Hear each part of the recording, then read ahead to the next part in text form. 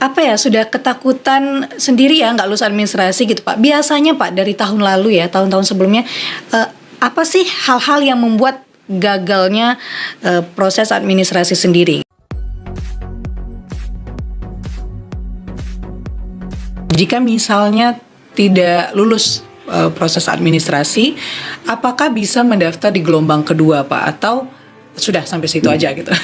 Mungkin ada juga teman-teman yang banyak bertanya nih Pak. Kalau kita pedomani regulasi yang telah ditetapkan oleh pemerintah di Kemenpan 347 misalnya, ya, yang diatur itu dia ada dua di jadwal ada dua ya. Di jadwal BKN itu ada dua, periode pertama kita anggap seperti itu dan ada periode kedua.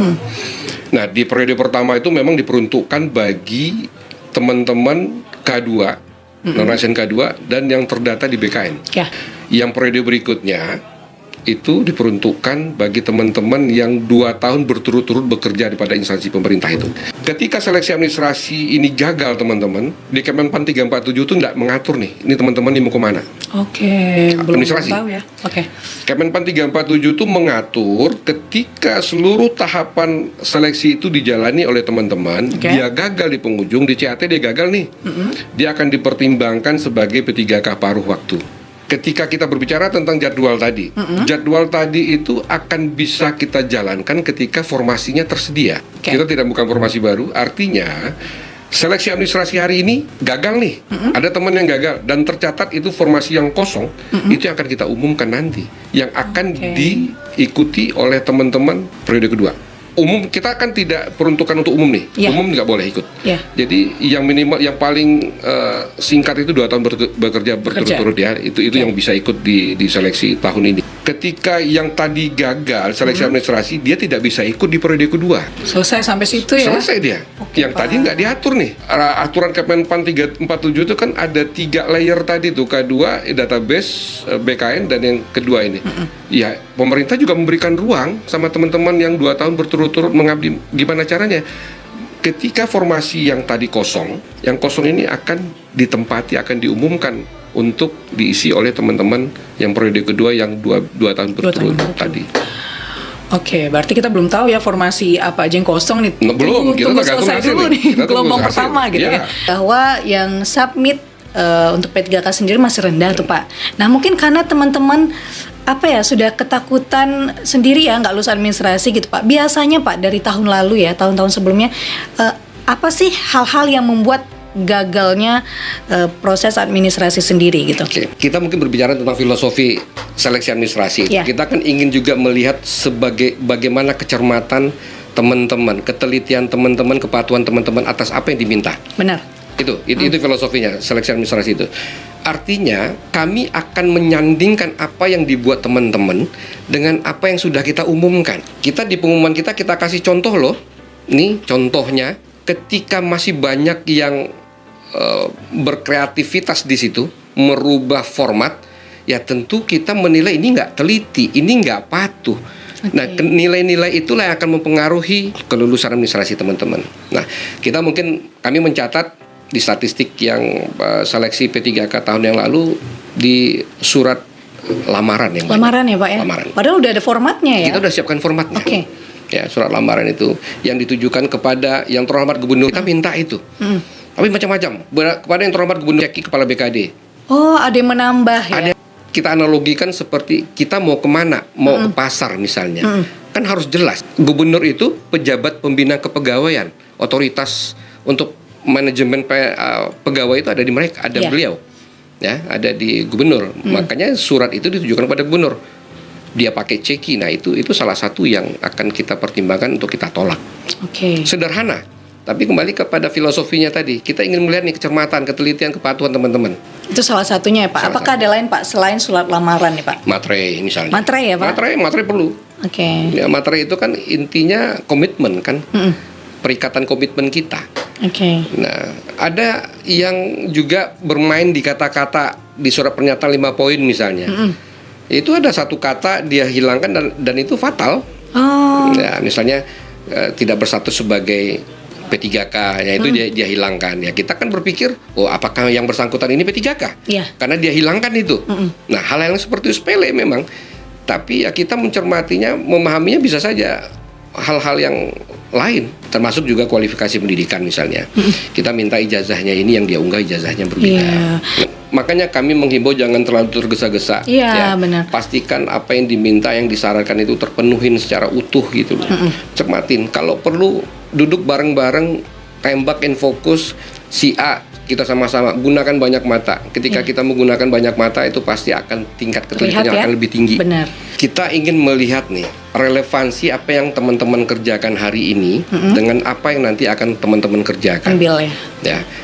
Ketika hari ini teman-teman nih peranata komputer, mungkin jabatan hari ini operator komputer misalnya ya. Tapi dia menjalankan tugas-tugas menganalisa data, membuat aplikasi dan lain sebagainya.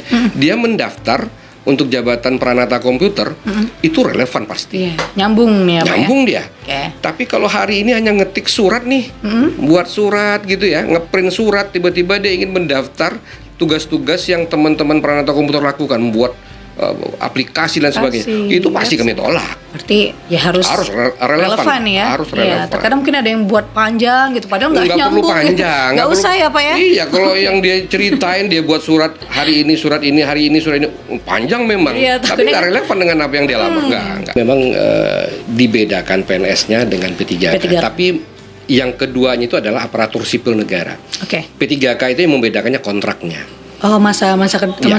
Ada batasan kontrak kerjanya di sana. Ketika sesuatu jabatan itu telah terisi oleh PNS misalnya, ya tentu kita tidak akan mengisinya dengan P3K. Jadi itu yang membedakannya. Yang lainnya sama. Sama ya.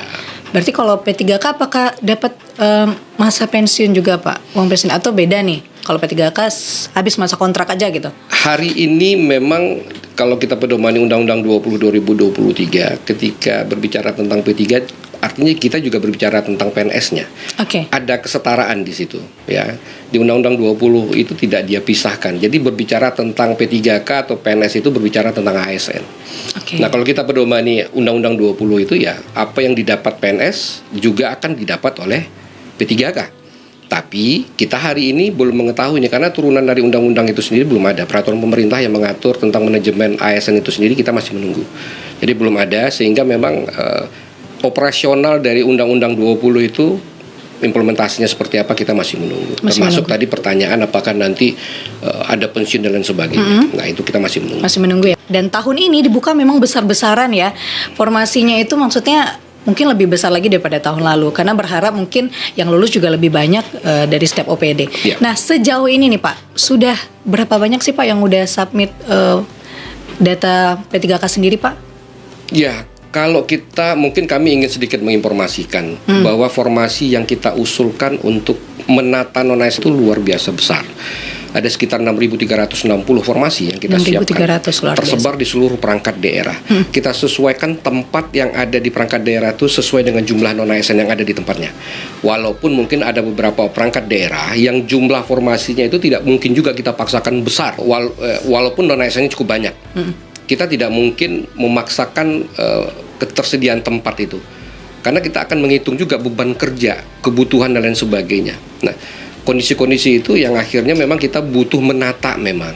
Hari kemarin data yang kami coba pantau masih sedikit yang resume, masih 300-an.